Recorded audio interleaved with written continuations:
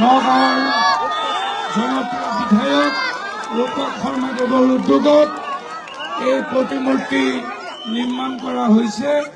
আমি এই চেগতে নগাঁৱৰ জনপ্ৰিয় বিধায়ক ৰূপক শৰ্মাদেৱক কৃতজ্ঞতা জ্ঞাপন কৰিছোঁ।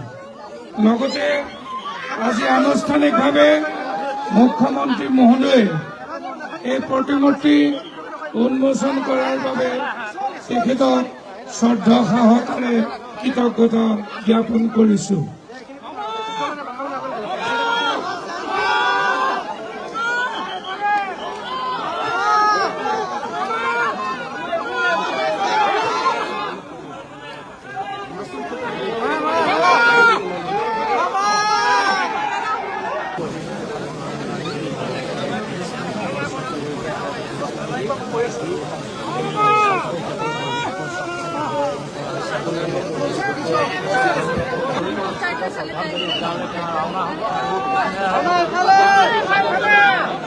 শ্ৰদ্ধা ৰাইজ, আমাৰ সকলোৰে আদৰৰ অসমৰ জনপ্ৰিয় মুখ্যমন্ত্ৰী ডক্টৰ হিমন্ত বিশ্ব শৰ্মা ডাঙৰীয়াই আজি এই ৰূপকোঁৱৰ চকত ৰূপকোঁৱৰ জ্যোতিপ্ৰসাদ আগৰৱালাদেৱৰ পূৰ্ণাংগ প্ৰতিমূৰ্তি ইতিমধ্যে শুভ উন্মোচন কৰিলে। আমি অনুৰোধ জনাইছোঁ তেখেতক সমূহ ৰাইজৰ হৈ তেখেতে এবাৰ শুভেচ্ছামূলক বাৰ্তা দিবৰ কাৰণে। ধন্যবাদ। আমাৰ মাজত উপস্থিত অসম চৰকাৰৰ সন্মানীয় মন্ত্ৰী পীযুষ হাজৰিকা ডাঙৰীয়া, নগাঁও জিলাৰ অভিভাৱক মন্ত্ৰী, অসম চৰকাৰৰ সন্মানীয় মন্ত্ৰী কেশৱ মহন্ত ডাঙৰীয়া, নগাঁও সমষ্টিৰ সন্মানীয় বিধায়ক ৰূপক শৰ্মা ডাঙৰীয়া আৰু আজি এই সুন্দৰ মুহূৰ্তত আমাৰ সভাত উপস্থিত থকা সন্মানৰ আই মাতৃসকল, যুৱক যুৱতীসকল আৰু সুধীবৃন্দ, নগাঁও চহৰৰ এই অঞ্চলটোৰ নাম ঢাকাইপট্টি হিচাপে পৰিচিত আছিল। ৰূপক শৰ্মা ডাঙৰীয়াৰ লগত আমি আলোচনা কৰিছিলোঁ আৰু নগাঁৱৰ স্থানীয় ৰাইজৰ লগত পৰামৰ্শ কৰি এই স্থানটোৰ নাম ৰূপকোঁৱৰ চক হিচাপে পৰিচয় কৰাই দিবলৈ সিদ্ধান্ত লোৱা হৈছে। এই কোঁৱৰ চকত জ্যোতিপ্ৰসাদ আগৰৱালাদেৱৰ প্ৰতিমূৰ্তিটো স্থাপন কৰাৰ সিদ্ধান্ত হ'ল আৰু আজি এই প্ৰতিমূৰ্তিটো উদ্বোধন কৰাৰ আপোনালোকৰ লগতে মোৰো সৌভাগ্য হ'ল। এই প্ৰতিমূৰ্তিটোৱে ৰূপকোঁৱৰ জ্যোতিপ্ৰসাদ আগৰৱালাৰ জীৱন আৰু তেখেতৰ বৰঙণি, জাতি নিৰ্মাণত তেখেতৰ প্ৰচেষ্টাৰ বিষয়ে আমাক সদায় সোঁৱৰাই দিয়ে।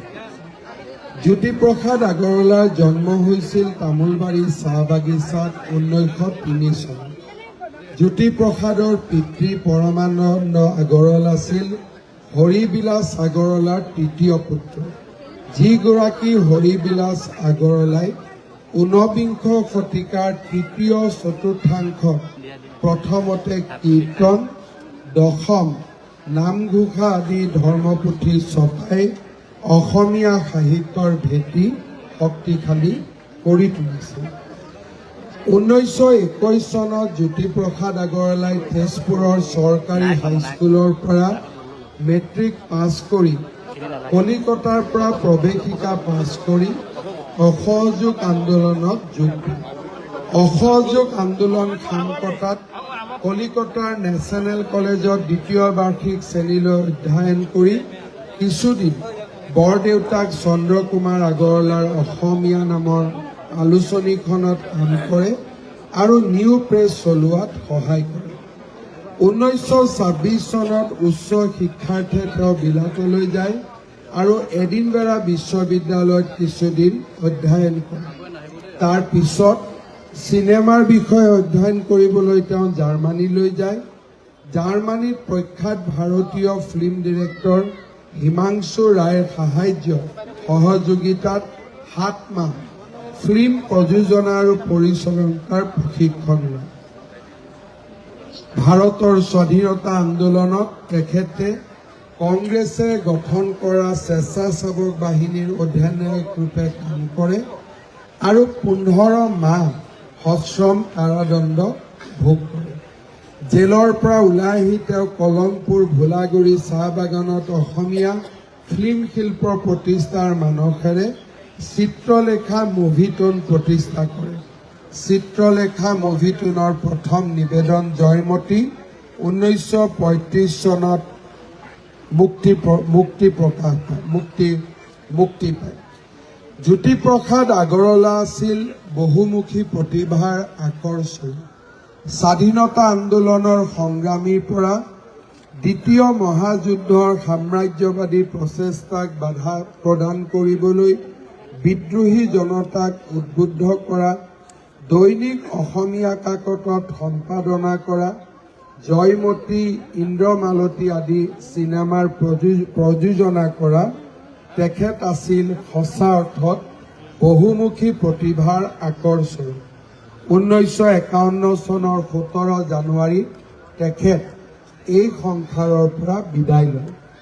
আজি নগাঁওবাসী ৰাইজে ৰূপকোঁৱৰ জ্যোতিপ্ৰসাদ আগৰৱালাক মনত ৰাখিবলৈ আৰু তেখেতৰ স্মৃতিত যি এক নতুন প্ৰচেষ্টা আগবঢ়ালে সি সঁচাকৈয়ে শলাগৰ পাত্ৰ। কেইদিনমান আগতে গুৱাহাটীত অসম চৰকাৰে 5,000 লোক একেলগে বহিব পৰাকৈ ভাৰতৰ ভিতৰতে, উত্তৰ পূব বা পূৰ্ব ভাৰতত নহয়, ভাৰতৰ ভিতৰতে এটা সৰ্বাংগ সুন্দৰ প্ৰেক্ষাগৃহ নিৰ্মাণ কৰি উলিয়াইছে। এই প্ৰেক্ষাগৃহটো আমি জ্যোতি বিষ্ণু কলা মন্দিৰ হিচাপে নামাকৰণ কৰিছোঁ। জ্যোতিপ্ৰসাদ আগৰৱালা, বিষ্ণুপ্ৰসাদ ৰাভা, ভূপেন হাজৰিকা, জুবিন গাৰ্গলৈকে এইসকল লোকে আমাৰ সাহিত্য, কলা, কৃষ্টি, সংস্কৃতিক এটা আন্তৰ্জাতিক পৰ্যায়লৈ লৈ গৈছিল। আজি নগাঁৱৰ ৰাইজে ৰূপকোঁৱৰ চকক, ৰূপকোঁৱৰ জ্যোতিপ্ৰসাদ আগৰৱালাৰ প্ৰতিমূৰ্তি স্থাপন কৰি এক মহান কাম সমাপন কৰিলে। মই আটাইকে ধন্যবাদ জনাইছোঁ। নগাঁৱৰ বিধায়ক ৰূপক শৰ্মা আৰু এই মহান কামটোৰ লগত জড়িত আটাইৰে শলাগ লৈ মই মোৰ বক্তব্য সামৰণি মাৰিছোঁ।